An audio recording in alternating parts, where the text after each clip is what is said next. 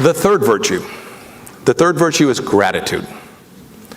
It is extended to those who provided our inheritance of both liberty and abundance, which we must every day enlarge and convey to the generation that comes behind us. This is our solemn duty. When we think of gratitude, it is thanks for some past act of kindness that comes to mind. I believe clearly the most powerful form of gratitude, however, is that which is extended into the future, to exist throughout time. Imagine a young infantryman of 17 who died while serving in the Continental Army at Yorktown. What would this boy not have given to be part of America today, to enjoy the plenty and freedom that each of us possesses? We owe it to that young man in liberty who gave his life to America so our country could be born to cherish the values that he bequeathed to us. Imagine, for just a moment, a proud mother of 2 daughters, born into slavery, who perished establishing a new route for the Underground Railroad.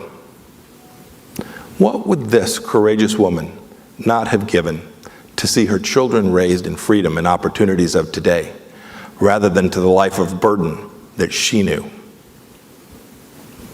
We owe it to all Americans who lived and died under the yoke of oppression, to celebrate what it is we have, to have gratitude. For in doing so, we honor their memory and their many sacrifices. For a nation is not forged in perfection, but evolves according to its people, and of course here in America, according to our principles. Finally, I'd ask you to spend just a moment imagining a Choctaw warrior in 1918, serving in the American Expeditionary Force during the assault on Forest Farm in France. Aware from his elders' oral history of the broken treaties and grievous losses suffered by his people, and knowing that Native Americans could not yet vote in our national election, this incomparably selfless man, nonetheless, used his tribe's unique language to confound the German force before him, becoming one of our nation's first code talkers.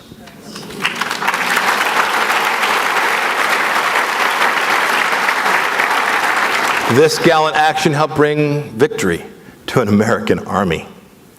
But his deeds, this Choctaw soldier demonstrated that while the past informs the present, it must never be an obstacle to a brighter, more vibrant future. We don't have to imagine great Americans like this. They have existed and they exist today.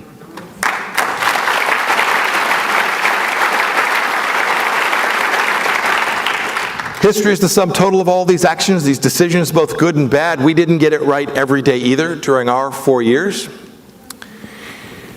Brave and irresolute, our nation must move forward. It cannot be parsed and strained to remove parts that are offensive.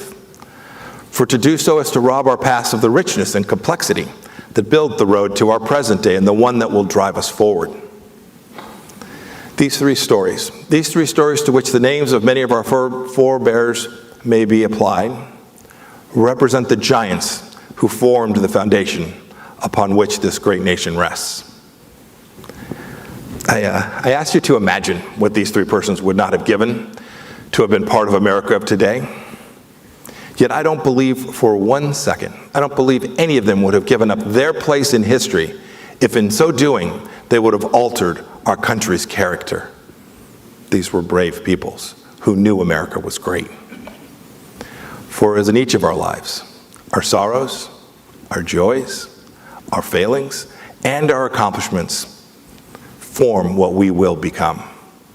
This is true of our nation as well. Without our belief in a loving God who forgives our sins, who among us would have the moral courage to peer into his or her own heart to discover and to begin to correct the wrongs that America has committed?